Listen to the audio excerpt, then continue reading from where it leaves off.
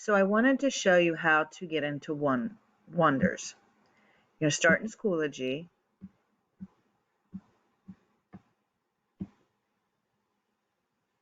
You're going to go into Courses,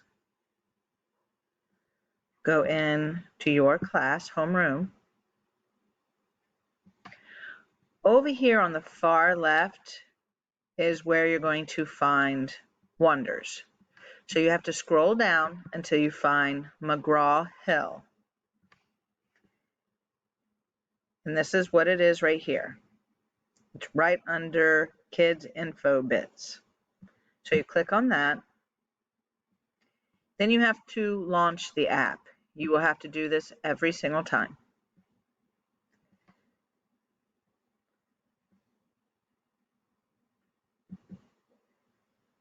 Then you're going to find your Wonders, come over and launch it.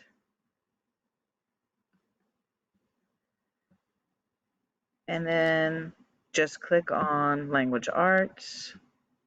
And you will see here, you will have a to-do list.